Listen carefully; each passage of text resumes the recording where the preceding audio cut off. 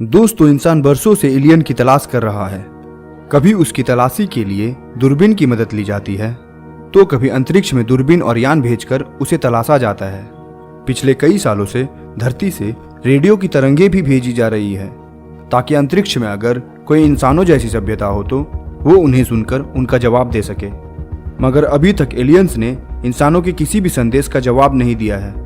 आज करीब 100 सालों से भी अधिक समय हो चुके हैं और तब से हम ब्रह्मांड में अपनी मौजूदगी के संदेश प्रसारित कर रहे हैं, लेकिन अब तक एलियंस का कोई भी जवाब नहीं आया है। आखिर क्यों? इसकी कई वजह हो सकती है। हो सकता है जैसा हम सोच रहे हैं वैसे एलियंस ब्रह्मांड में हो ही नहीं, या फिर इतनी दूरी पर हो कि उन तक इंसानों द्वारा भेजी गई रेडियो की तरंगे पहुंचे ही ना हो, या फिर ब्रह्मांड के किसी और कोने में जीवन हो और वो अभी कीटाणु के दर्जे से आगे बढ़ रहे हो। अंतरिक्ष में एलियन की तलाश में जुटी संस्था SETI यानी search for extra terrestrial intelligent से जुड़े सेथ शॉस्टॉक कहते हैं कि हमने एलियंस के बहुत सारे रूप फिल्मों में देखे हैं, इसलिए उनकी एक खास तस्वीर हमारे जहन में बन गई है और हो सकता है कि उनका संदेश आए भी तो वैसे ना हो जैसा हम सोच रहे हैं। वैज्ञानिक पिछले 50 सालों से अंतरिक्ष में एलियन को ढूंढ रहे हैं, परंतु अब तक हमें कोई भी कामयाबी नहीं मिली है। कई वैज्ञानिक तो यह सलाह देते हैं कि हमें अंतरिक्ष में एलियन को ढूंढने के बजाय हमें अपने भविष्य के बारे में सोचना चाहिए। वैज्ञानिकों के मुताबिक इंसान आज बनावटी दिमाग वाली मशीन तैयार करने में जुटा है।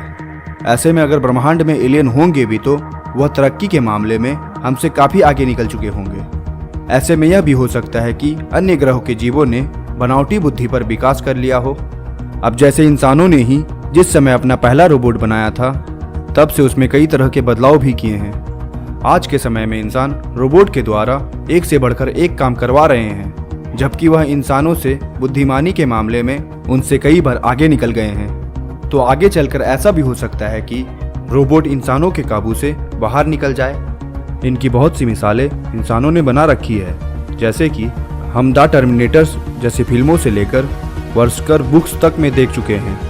वैसे कुछ लोग यह भी कहते हैं कि इंसानों जैसी सोच रखने वाली मशीनें बनाना आज के समय में नामुमकिन है, और शायद ऐसा होगा या नहीं यह कहना मुश्किल है।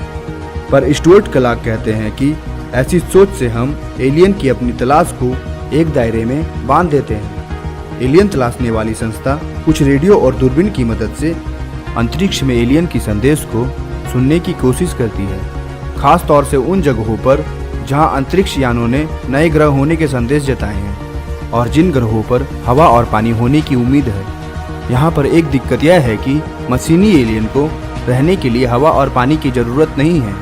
वैज्ञानिक यह कहते हैं कि ये मशीनी एलियन ब्रह्मांड में कहीं भी हो सकते हैं, साथ ही इन्हें ऊर्जा की जरूरत बड़े पैमाने पर होती होगी। इसलिए वैज्ञानिकों का मानना है कि हमें अंतरिक्ष के उन कोनों में झांकना होगा जहाँ पर ऊर्जा के स्रोत बड़े पैमाने पर होती होगी। इसलिए वैज्ञानिक यह सलाह देते हैं कि हमें दूरबीन जमीन में लगाने के बजाय अंतरिक्ष यानों की मदद से अंतरिक्ष में भेजनी चाहिए। हाँ, पर हर देश इस स्पेसक्राफ्ट के लिए तैयार होगा यह कहना जरा मुश्किल है। फिलहाल तो रेडियो और दूरबीन की मदद से ही एलियन की खोज जारी है। तो क्या हम कभी एलियन की तलाश कर पाएंगे? हमें कमेंट बॉक्स में जरूर बताएं।